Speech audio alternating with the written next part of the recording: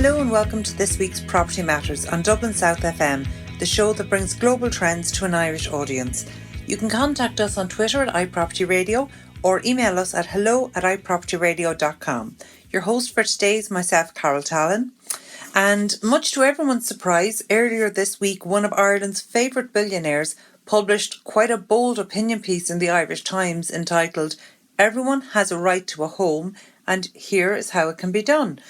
So that was a big claim from Dermot Desmond, and he starts by pointing out that in fact homes have been allowed to become a globally traded financial asset, which in turn inflates the price of those homes and, as he mentions, the profit of developers and the value of the underlying land. Now, certainly this is all true. Of course, he describes himself as one of the lucky ones, having bought his first home in Cork back in 1972 when he was a 22-year-old bank clerk. He describes it as a 3-bed semi that was painted one room at a time, as of course would have been the norm back then. And he talked about, the cost at €6,000 was at a time, or the equivalent, was at a time when he was earning about €900 or the equivalent at that time. So the first-time buyer's grant was the equivalent of €500, which he used as his deposit. And because he was a bank employee at the time, he actually got a mortgage interest rate, special interest, of 9%, which sounds quite shocking today. But I think what's interesting is that, this was effectively 6 times his annual salary. And he worked it out that the same house today in Cork would require 8 times annual salary, and in fact the equivalent in Dublin would actually cost maybe 11 times the annual salary, and that's just completely unaffordable for somebody who's just starting out. So it was a really long article, about 5,000 words, and there was an awful lot covered in it, much more than I can get to today. But it's interesting that he points out that under any analysis, Ireland is much wealthier now than it was in 1972.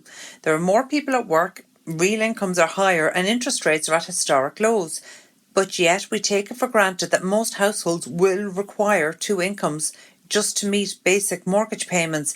And even then, double income households on the average wage, even together, cannot afford a starter home in Dublin. Now, he states that this, at a societal level, is completely unacceptable. And I think that that's a feeling that many people would share. And certainly after the last election, we know that this is something people feel so strongly about. So yes, he's calling on the state to proactively intervene. And to be fair, he doesn't leave it there. He does actually delve into what he sees are the problems, his interpretation of why those problems have come about, and also the role the policy making must play. And he does go on to actually outline some potential solutions, which is unusual for people writing opinion pieces and commentary to come in. So that was a very positive thing. So really, he asks the big question, why in Ireland has our housing become so unaffordable? He points to the complete lack of the failure of housing policies. And in fact, he points out under any reasonable assessment, our housing crisis is not being effectively dealt with. And it's difficult to argue with that. So 0.5% of all the apartments built in 2019 were available for purchase. 5% of apartments built in 2019 were available for purchase. 95% were sold to institutions. And Dublin, of course, is currently the most expensive city in the EU in which to rent an apartment. And yet, despite the housing crisis, in some new apartment buildings in prime locations, we know that less than half the apartments are occupied. So there really is a complete disconnect.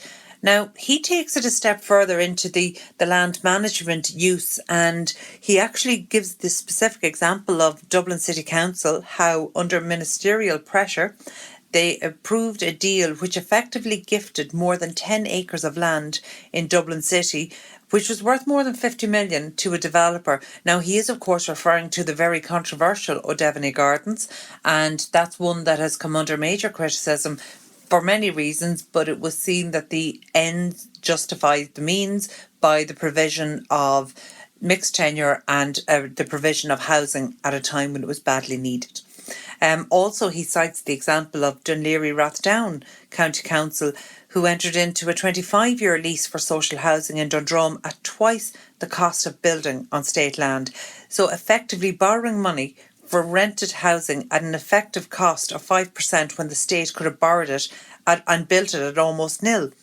So, in fact, that's again something that's been quite a controversial strategy, that it came as a frustration to many local representatives, to many politicians. It came as a frustration to those in opposition and to local residents that Dunleary Rathdown County Council could have actually housed 4 times more families for exactly the same outlay. So that's really a very poignant example of our policy just not working.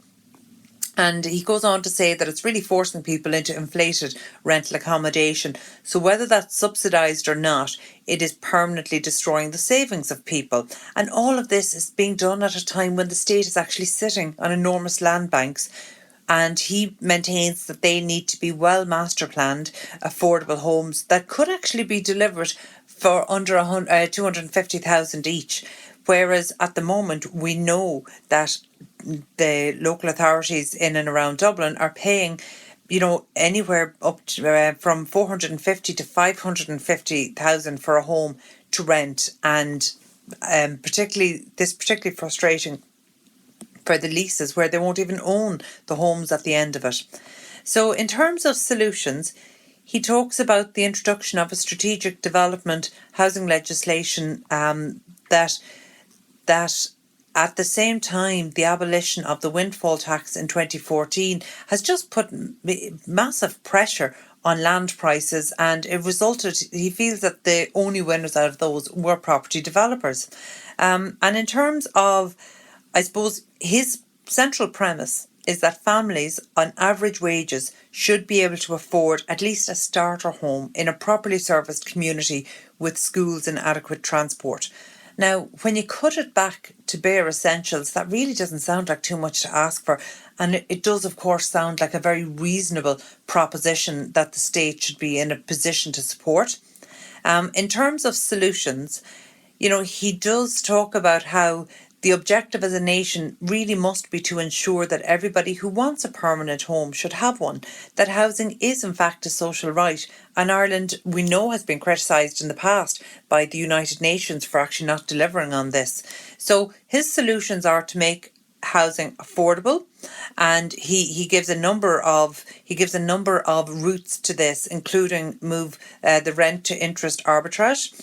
He also talks about a withholding tax of 50% on all apartment rental income above €500,000, and this would effectively eliminate the tax deductibility of interest where rent exceeds this level. Again, he wants to reinstate the 80% windfall tax that was abolished back in 2014, so that the state actually captures a substantial portion of the gift that the state is actually giving to landowners and developers. And he's also looking for the state to restrict the number of apartments in any one building which an investor or an institution can acquire, which is obviously completely at odds with the rise and the growth in PRS sector that we're seeing at the moment. One of the other solutions that he's looking at is that he wants the state to have direct control and he wants the state to control policies for affordable housing. Now, the Land Development Agency, he cites, could be an important intervention, though arguably it's not sufficiently ambitious in terms of its social objective. But he does reference initiatives like the Rebuilding Ireland home loan schemes and the affordable purchase schemes that do actually help to alleviate the problems.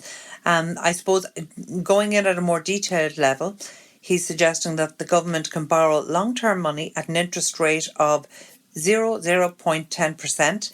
The government should make an additional $4 billion available to the Land Development Agency to fund local authority housing needs. And rather than buying homes from private sector developers at institutionally determined prices, the state, as the largest landowner, should actually be building about 1,000 homes per month. And these houses should be designed as, approximately 1,000 to 1,200 square feet, at a maximum cost of €250,000, and that's including a £50,000 payment to the local authority for the site value.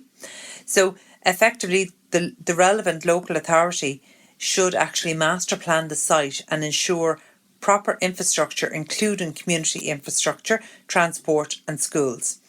So another solution is to accelerate the use of existing space to avoid land hoarding for expected future price growth. And that's, of course, something that's come under huge topic of debate in recent times. So in short, Dermot Desmond is proposing that the state properly intervenes with more targeted taxation, including the reintroduction of the windfall tax, which can be utilised to drive property and land prices down and increase the supply of accommodation available. Yeah, certainly there's plenty to think about there. We need to take a quick break now, and we'll be back shortly with Deborah Smyth, country partner of Tempohousing UK and Ireland. Stay tuned. Your community radio for South Dublin. This is Dublin South FM. Welcome back to Property Matters here with myself, Carol Tallon. You can contact us on Twitter at iPropertyRadio or email hello@iPropertyRadio.com. As mentioned before the break, I'm now joined by Deborah Smyth, a country partner of Tempohousing UK and Ireland. Deborah, thank you so much for being with us today, because you've had a very busy morning in Ireland. So did you just arrive into Ireland this morning? Yes, last night I arrived in, yeah. Last night. And this morning you were presenting at the Construction IT Alliance. Yes, it was really interesting actually. Yeah, it was very good. And a good turnout as well. So. And that's always good. Talking about the Construction IT Alliance, they run frequent events, and they're great for promoting construction technologies and PropTech. All the technology across the built environment is something we feel very strongly about, and we cover on the show here quite a bit. So it's great to see and support those events. So Tempohousing, tell me a little bit about that. Yeah, so Tempohousing, they're a Dutch company, and they've been going for about 17 years. And the founder of that, his name's Quinton, and he's really proactive in the industry. He started off with recycled shipping containers, and then he evolved over the years into modular construction, like gauge steel frames, cellular concrete, and different methods of construction. So we've got about 11 country partners around the world, Denmark, New Zealand, Switzerland, and I hold a country partnership for the UK and Ireland. Very good. How long have you been with the company? I've been with them for nearly 3 years now. And is construction, is that your background? I used to be an estate agent many years ago. In Ireland or the UK? Both. Okay. In Ireland and the UK. And I used to sell land off market and hotels and things like that. And then I got into the modular industry just by chance, really. And I thought this is really interesting. So. It's an exciting industry. I didn't know there was a history going back, starting with shipping containers. Yeah. So they done the largest shipping container project in the world in Amsterdam. That was for students. That was 1,300. I remember reading about that.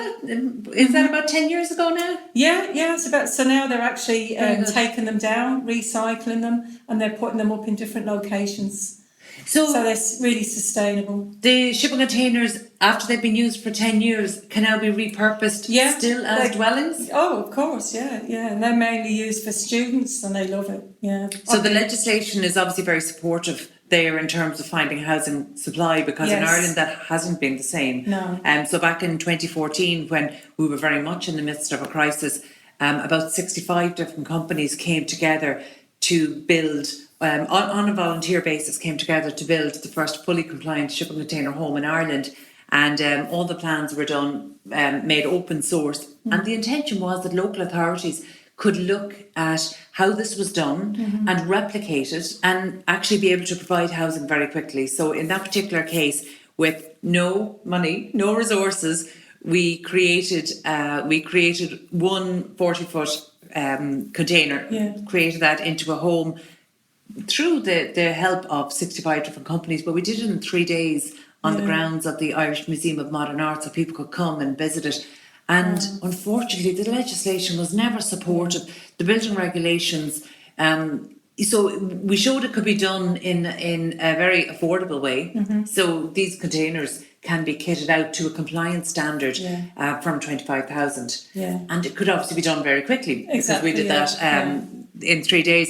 And yet policy just didn't support it. It just didn't move fast enough. And there was maybe 3 or 4 more years of debate about rapid housing and still nothing.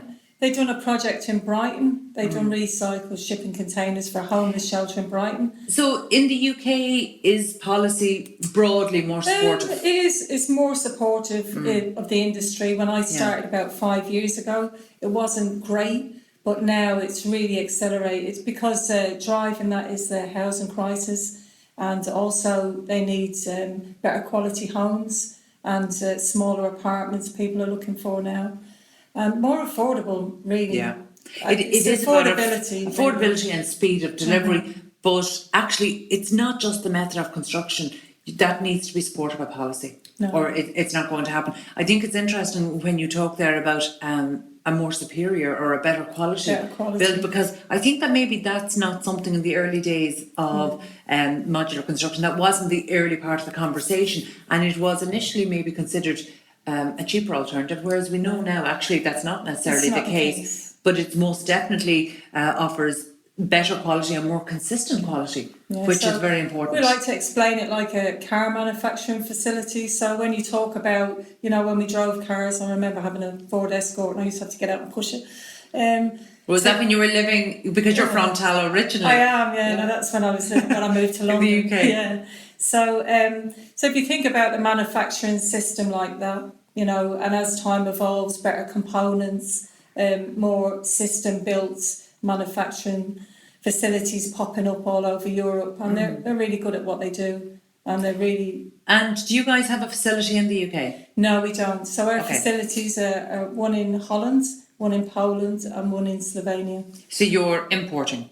So we import them, yes. Okay, and so in terms of the UK now, particularly in light of Brexit, how has that affected your supply chain then and the delivery? It's not really, it's not affecting me because mine are manufactured in Europe. So it isn't affecting me.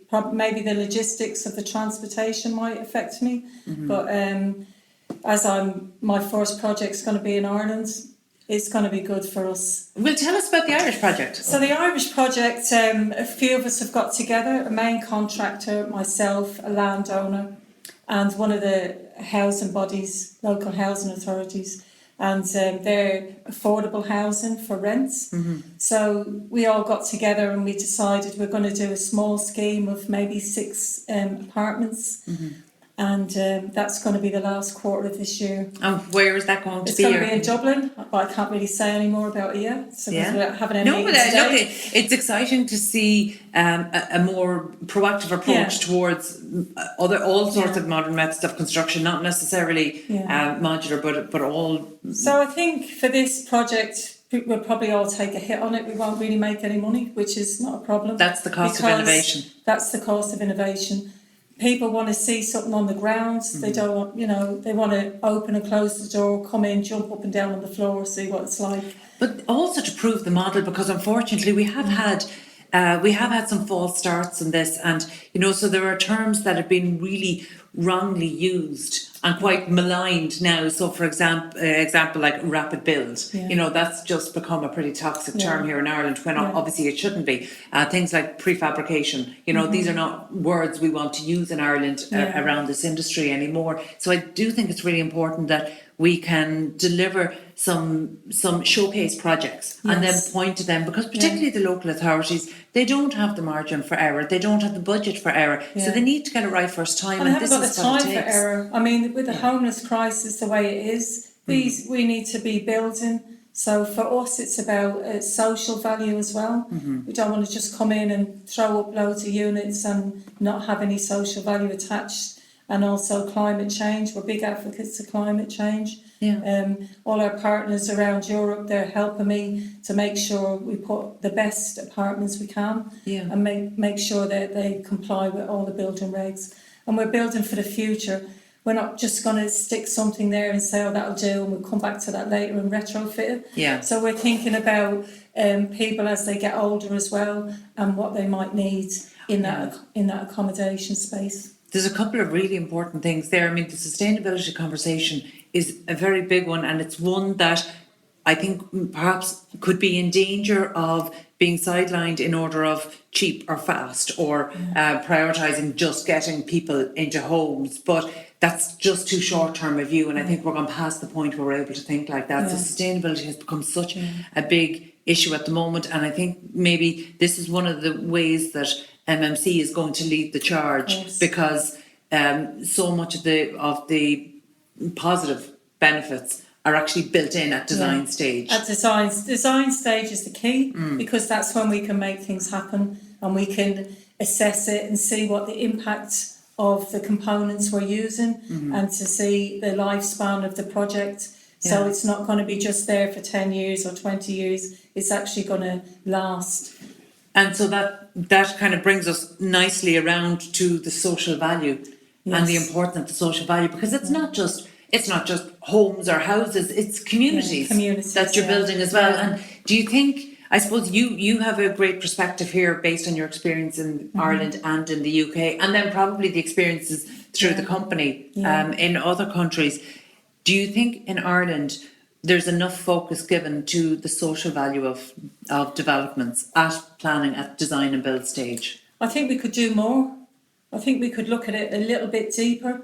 So for us in the Netherlands, when we take in a site, we're not just thinking how many units can we get on that site and max it out to get the maximum amount of profit.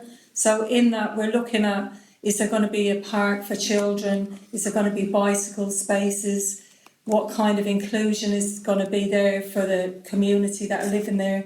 So it's very much about bringing a community together. One of their mottos is taking unused land and building lively communities. So that's what we really want to do, as well as obviously, everyone's got to make a few bob, but that's not our essential aim. We want to put up high quality homes and make it a community thing, so that when we move on to the next project, we can be proud of what we've done, not just not ratcheting up schemes. Yeah, absolutely. And I mean, you talked there about the importance of these houses actually being suitable for people at various stages of their life.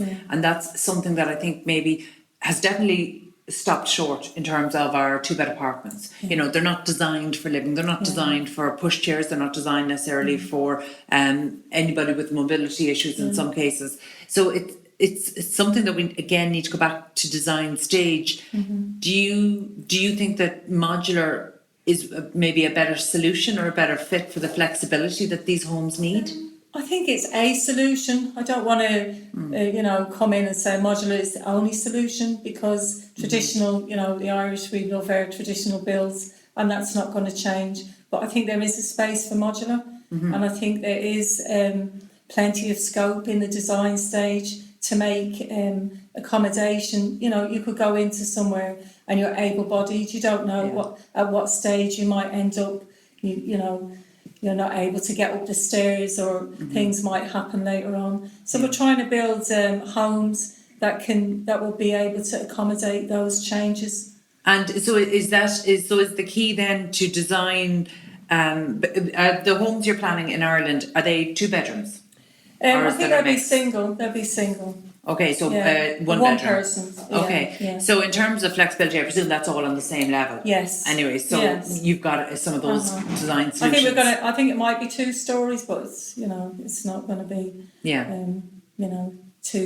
it's not going to be tall. It's not going to be a tall building. And the collaborative approach, is that something that's important? So important to me, because I like to know what everyone's doing. So I travel around Europe quite a lot, and I talk to the different guys in the different factories, see what they're doing, what's the latest thing you're doing, what's the best fire acoustics, and I like to know what everyone's doing. So they kind of see me coming and think, oh, here she is with a big list of questions. But does that work well when you're, say, coming into Ireland? Because obviously you've experienced in the industry in Ireland, but this is your first time coming in from maybe a development or coming in as part of the construction supply chain. And that's a different dynamic. Yes. So how have you found the experience of, say, the innovation, how is it being received here in Ireland when you were looking for partners?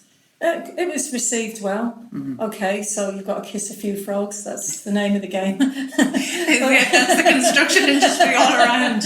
Yeah. But, you know, I found the guys, it's important to find the partners that want to do it rather than trying to bring people in that just think, oh, well, we'll give it a bash and see what happens. So you kind of need people to be on board with it. Is the appetite for innovation there across the construction industry in Ireland? Yes. I hope so. I hope so. I mean, I know in England it wasn't at the start, and now recently we just won an Innovation UK bid, and we're part of a consortium now. So there's 9 modular companies, BRE, and some of the local councils. So everybody, we've all got together, and we're going to have an 18-month project where we're all going to bring in new innovation between us, and we're going to share the knowledge. And is that geared towards one particular development? No. Or is it just a knowledge sharing platform? No, it's just a knowledge sharing platform. Interesting. And then what's the framework for that? The framework for that was Innovation UK. So it's a government funded scheme, and we all put in what we wanted to do and how we wanted to do it. And we were lucky enough to be picked as one of that. That's amazing. Yeah. Well done. Because actually, on the show over the past few months, you know, we've been watching very closely your housing minister's appointment of, say, Mark Farmer of Cass Consultancy as a special advisor for MMC, but also the appointment of a panel of PropTech experts. Yes. I mean, that's really exciting stuff. We're nowhere near that in Ireland. You know, we're just not getting there. And I suppose, you know, we've been looking from the time, say, BIM became mandatory on PPP projects in the UK and saying, okay, are we going to get to that in Ireland? And, you know, we've been trying to almost chart the progress in innovation that the UK has made and say, okay, are we likely to follow here? And there is definitely some frustrations around it. And obviously now politically, you know, we're in very uncertain times. So it's quite difficult to see what the next government will look like. And so therefore we don't know what the next generation of policy making and how supportive it will be in terms of innovation, or will it be a very immediate hand to mouth solve the problem? Yeah. For me, it's about being involved in that is really good because I can bring that knowledge here and hopefully I can share it. You know, so some of the guys I met this morning, they were really interested to hear about that. And even, you know, the other modular guys were like, wow, that's really interesting. And yes, we should be all, you know, joining up, thinking. And is there a good, like one of the fellow speakers was, of course, Ger Fahey of Horizon Offsite, and that would be one of the leaders in offsite construction and offsite manufacturing for building here in Ireland. So it was great to get that level of expertise all together in one room. I welcome it because I'm dealing with these guys all the time, whether they're competitors or whether they're people that we're just collaborating with. So for me, I just love talking modular. I don't mind. Well, but look, that's exactly the kind of conversation that we want to be having. So, you know, that's a really important one. I understand now you're heading back to the UK shortly, so we can't delay for too much longer today. But I'm interested to hear how the Dublin project progresses, because I think it'll be a really important one. Yes. And it's one that it's important that if we can get it right across all the partners, then you have a project you can point to. You know, we're still at the early stages of establishing best practice, and that's so important. So you might join us again when the plans progress further and you're in a position to talk a little more about it. Yeah, so that be like a journey. Yeah, well, but a really important one, and one that if we can share openly, then other local authorities around Ireland can use it, and other manufacturers around use it. And again, it's engineering the social value into these developments as well is crucial. And if you can't do it for 6 units, then you're unlikely to be able to do it for 600. Exactly. So from that point of view, it's a really important one. So Deborah, thank you so much for joining us today. That was Deborah Smyth, country partner at Tempohousing in UK and Ireland. We'll be back after a quick break with Ger Fahey, Managing Director at Horizon Offsite. Stay tuned. You are listening to Dublin South FM on 93.9. この番組は地域密着型を目指しています。Now, welcome back to Property Matters with myself, Carol Talon. I'm delighted to be joined by Ger Fahey, Managing Director at Horizon Offsite. Ger, you're very welcome. Thank you for joining us. Just before the break, I was chatting to Deborah Smyth of Tempohousing, who was also speaking at the CETA event this morning, and we were talking about the changing appetite across the construction industry in Ireland for innovation. So obviously you're managing director of one of the most innovative construction companies or offsite manufacturing companies, Horizon Offsite, based down in Ger. You might just tell us a little bit about the company. Yeah, well, first of all, it's great to be here. It was really great to be in a room that was really focused around offsite, which is what we've been driving for the last X amount of years. I suppose Horizon Offsite is our company. It's based in Ger in County Tipperary. We have got probably 3,000 square metres of manufacturing facility with additional office space, and we produce a fully accredited structural light gauge steel system to 10 stories. So is that the first in Ireland? It's not. At the moment, there is a company in Ireland called Vision Build, which is a similar accreditation, but it's one of the first. Very good. In Ireland. And in terms of projects, our clients there, when they're planning their projects, particularly if you're looking up to 10 stories, are they automatically thinking modular? Are they thinking offsite? Are they thinking traditional? Or do they even think that at design stage? Yeah, and this is, I suppose, this is really our challenge in the offsite game is early involvement. And a lot of our clients really at design stage are not thinking about how to build it. They're thinking about planning and how to get planning on the site. So it's incredibly important for an offsite company to be involved early, because it benefits everyone. It benefits the designers, it benefits the client, and it benefits the end product. So we want to be involved all the time early. Well, of course, you're not just a manufacturer. You also work across the design. Correct, yeah. We design under our own PI. So we've got 6.5 million PI, and we design with our own chartered engineers. But when I say we design, I suppose we've got to clarify that we design our system. Mm-hmm. But we take a client's design and we make our system work for it. We want to be designing our product around the initial stages, but at the moment we're getting designs and then we design our system around them. Very good. A couple of months ago, we had William Power from C&W O'Brien Architects into the radio show here to talk about the establishment of a new offsite and modular construction institute that's launching in 2020 here in Ireland. And one of the recurring issues was trying to almost retro design a solution in terms of where the design might have been for traditional, and then the going out trying to source maybe MMC solutions. Yeah. And he brought up the point that doesn't really work and adds a layer of cost, and so essentially flaws. There are flaws then in terms of the findings, so it doesn't look as efficient. It doesn't perhaps look as streamlined as it might be. So you mentioned earlier today about the importance of designing for offsite. Correct. Yeah. Every offsite really works with early intervention. So we want to be involved at the very early stages of a project, because it makes the project very, very achievable in offsite construction. We're not getting that at the moment. We tend to get a lot of projects in that are designed for traditional build, and then we're trying to make them work. That's not really effective. We want to be in at the start, and I suppose that really comes back to possibly a culture within the Irish construction industry where the appointments are really left to the last minute. So the design is done in the building, the planning has got, sometimes the fire has got, the DAC has got, but then they go out to procure subcontractors or specialist contractors. And it really should be done the opposite way.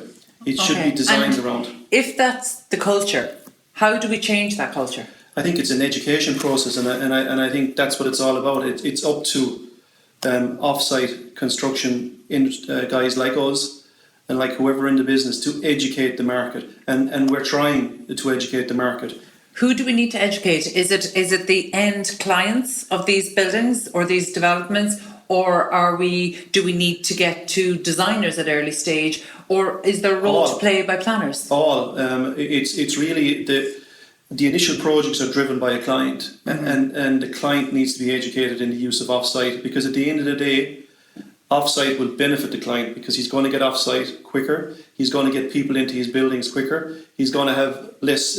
His money is paid back quick. So it's a big benefit. But also designers. We got to have designers designing for offsite. So it's really across the board. It's educating them all. It's educating everyone. Is there a planning role here?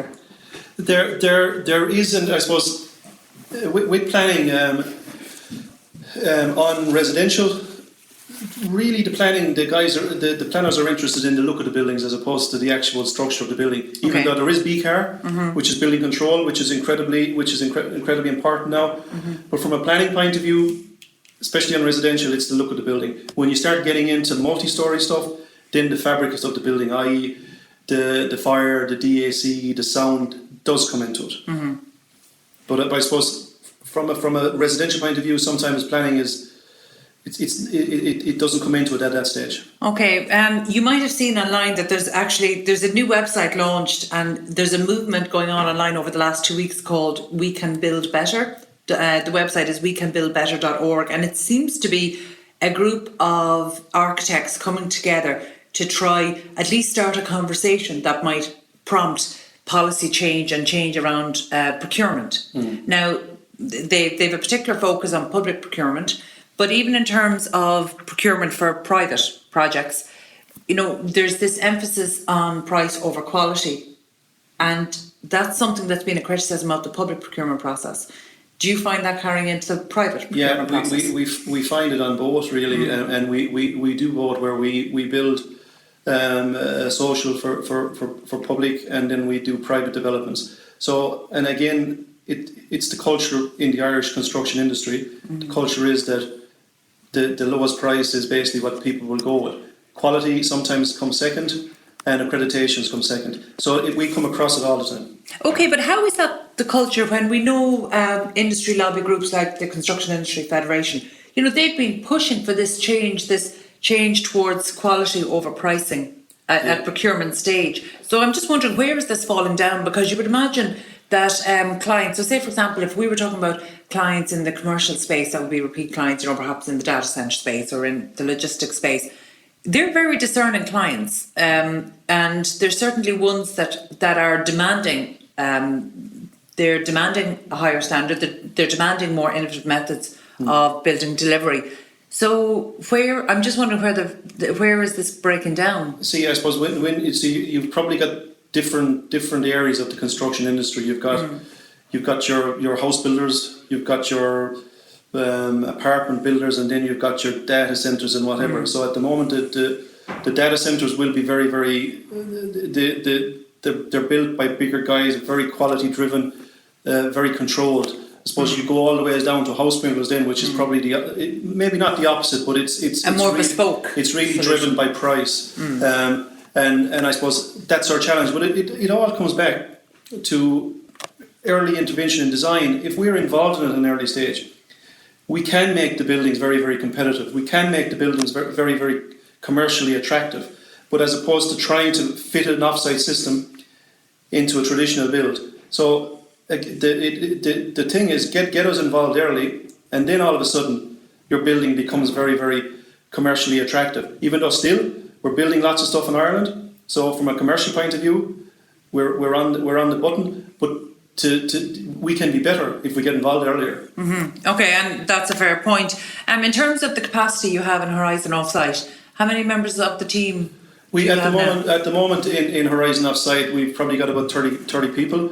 So that's huge, considering you're just into year 4 of the business. Correct. Our business was set up in May 2017. So we're really only this is coming into year 3. So we have 3 years in May. Yeah. And it's our business really has evolved very, very quickly. And I suppose it's done that because I suppose we really hit the ground running because we all come from an offsite background. We all worked with Fusion for years. So we can go, when we started, we can go to people and we can say, we're back in the industry, we want to start building again. And I suppose that's where we're a little bit different to a real startup. We are a new business, but we're in the game 20 years. So you're bringing combined collective experience. We're bringing experience, and we're also bringing context, which is critical in our game, so people know us. So they know when I knock on the door, I've done it before. Yeah. So it's, even though it's a new business, it's not as much of a risk that it would be if we were starting from afresh. Or if the individuals, again, Ireland is still a small country, and particularly in the construction industry, people still do business with people. Correct, so from that point of view, being familiar. Correct. It's critically important, both in Ireland and the UK. And even I would argue, even more so in the UK, that being known in the industry can open the doors for you and can get you into the right people. And that's why within probably 2 months of us opening the door, we were building units, which is it's unheard of, really. Yeah. Because how did that even come about then? Because we targeted people we knew in the business in the UK, and we targeted them and said, you know what, we're back in the industry. We've got a fully accredited system. We need to start building stuff because we want to show stuff to clients. And that's really it. So it was going to guys we knew or girls we knew and said, let us build for you. And they did. Yeah. And that's why we kicked it off in the UK. Very similar in Ireland. We do a lot of work for ABM. So, but you were manufacturing in Care and then shipping it to the UK. So when we started, probably 90% of our business was being exported to the UK. And we're probably 50-50 now between Ireland. But everything. And what's the long-term view? What's the long-term strategy for Horizon? It's really that. I think we have a strategy. You want to keep the 50-50? We want to be supplying the UK market, and we want to be supplying the Irish market. In terms of Brexit and moving from, say, an EU mark or from British only standards to EU, has that had an impact? It not really, because I suppose as we've set the business up 2.5 years ago, when we got accreditations, when we got accredited fire tests, they were to EU. So basically, we were complying with them anyway, because by default, because we knew what was happening. So our last fire test on the floor was to the latest standards. So I think that's a plus. It's a plus being a young business, because when we set up, people knew that. Yeah, that's an interesting one, because not just in the construction space, but certainly across PropTech and any construction technologies, one thing we see in Ireland, particularly for, say, digital solutions, because Ireland is a small country, it's an island, our good startups tend to be geared towards export almost from day one, and that's unheard of in a lot of UK startups, and certainly in US startups. It just isn't a factor. But in Ireland, it's such an important one. So you were not only designing for export from day one, but actually the business model was born at a time when the Brexit conversation was already happening at that stage. Right, yeah, and we were fully aware of it. But it's an interesting one, yeah. But I suppose from I would have done lots and lots of work in the UK and probably outside of the UK and the US. So I understand the markets, and I suppose that's why really our business, we kind of drove it at the start to say that let's do this. We always knew there was going to be a market in Ireland, because at the end of the day we're not building enough in Ireland, so that market was going to be there. But we wanted to drive the export market for numerous reasons. But it's a really, really good market for us, and we're going to keep driving that market. And obviously, because your latest certification is up to 10 stories, that's taken you out of some of the, the home building, some of the smaller home building sectors. So what sector are you really appealing to now? Is it more the PRS? Yeah, we build, I suppose, we build everything really. So we build anything from a 2-story unit up to a 10-story building. But really our niche market is really from 3 stories to about 8, which is your apartments for rent. That's where we come into our own, because at the end of the day, the client and the design team want a really, really quality product. They want it done very quickly, but they want it done correctly, and they want people in them units, because they're renting the units. So that's where our niche market. So really apartments, care facilities, student accommodation. That's really where hotels. That's our niche market. We still build quite a lot of 2-story housing, but we tend to do it for social. So we build a lot of social housing. We've finished some stuff in Balton Glass. We've some stuff coming up in Carnew. We've a site coming up in Limerick. We've a site coming up in Clonmel. So we've a lot of social units coming up. But our niche market really is the bigger stuff. Okay, and then, you know, when you're falling into kind of the PRS and certainly hotels, a lot of that seems to be, well, has been concentrated in recent years in the Greater Dublin area.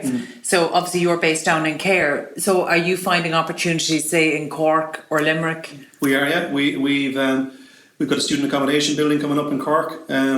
So Limerick, there's more student accommodation coming up. But the Dublin area doesn't bother us because we're based in Care, but we're an hour and a half from Dublin. It's a good central location. It's a really great location. So it's quite easy for us to get product to where we need to get it from where we're based because we're literally 5 minutes off the motorway. So either or Dublin, Limerick, Cork, wherever we'll get it there quite efficiently. And say in terms of the pipeline of work that you're seeing, because you know I was just working on a study there about development land down in Cork, and we can see that Cork is the second most active market for development land, and that's always a good indicator of development that's coming. So 2019 was a very good year for Cork City. So that makes sense that we're going to see a lot more development. We just don't know what that will look like with those student accommodation. What we tend to see at the moment, the higher density units seem to be, especially in Dublin, especially in Cork. So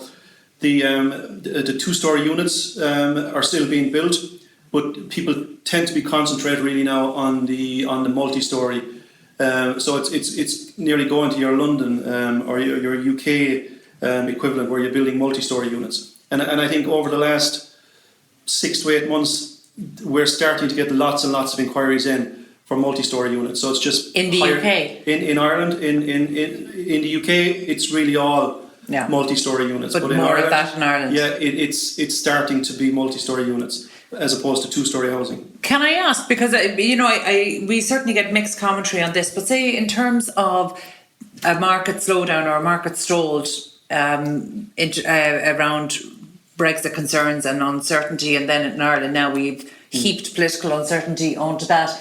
You know, did you feel the impact of that? Did you feel there was a slowdown, you know, in 2019? Not really, no. But I suppose we didn't, and we've lots and lots of projects on our books. I think where we struggle sometimes is getting the projects designed or getting the design in time to keep our production facility going. Even though we've lots and lots of stuff, so because we've got a very precise production facility that needs to be fed. So we want to make sure that every milestone is hit. Sometimes we struggle a little bit on that, but I think that's really down to education, and it's down to the design teams, the client knowing that like we have slots and they need to be hit. So that's really, but we've lots and lots of stuff on our books. We did see a little bit of a slowdown in the UK, and it wasn't that there was still stuff to be built, but there was people just not doing it.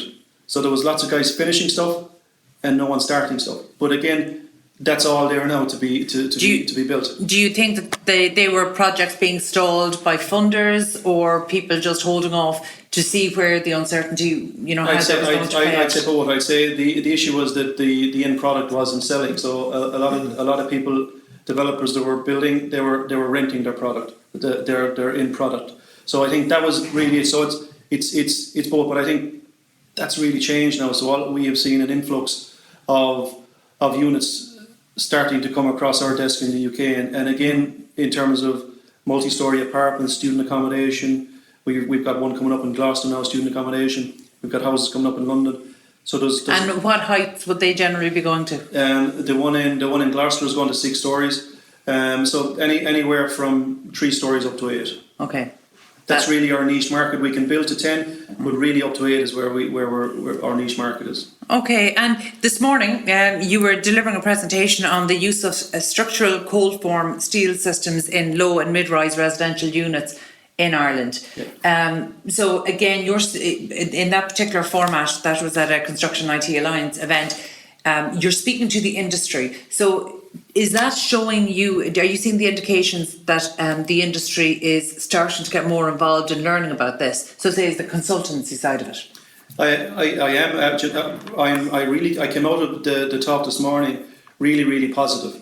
And I think what I saw within the talk, I saw a lot of guys there and a lot of girls there really interested in understanding offsite, which is what it's all about, and understanding offsite from people that are involved in offsite. So it's very positive to see that type of talk, because that's exactly where offsite needs to be going. And we need to drive more talks like that, and we need to drive the whole industry that people understand it and understand how to use offsite properly and how to utilise offsite. And I think it was great. It was great to be giving a talk of that this morning. Okay, and look, before we let you go, it's really important, because this is something that we need all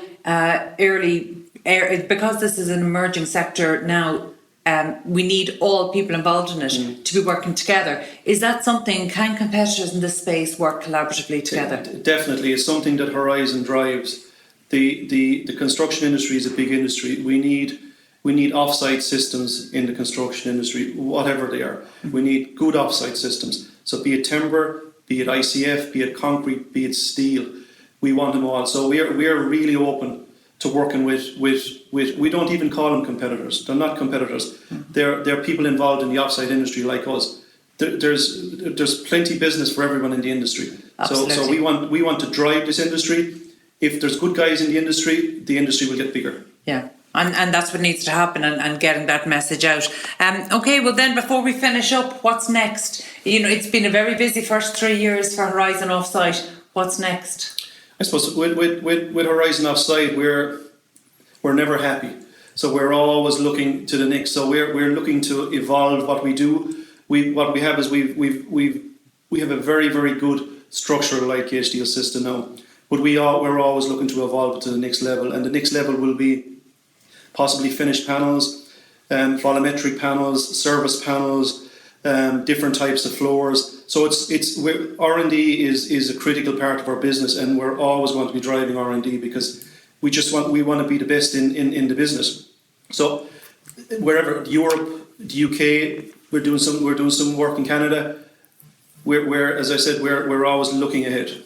Excellent. I look forward to see how that progresses, Ger. That was Ger Fahey, Managing Director at Horizon Offsite. Thank you so much for being with us today. That's it from us today. Thank you for listening into Property Matters on Dublin South FM, the show where property matters. Get in touch with the show by emailing hello@ipropertyradio.com or on Twitter @ipropertyradio. Also, thank you to Peter Rice on sound and show producer Katie Talon. We're back at the same time next week. From myself, Carol Talon, and all the team here, have a great week.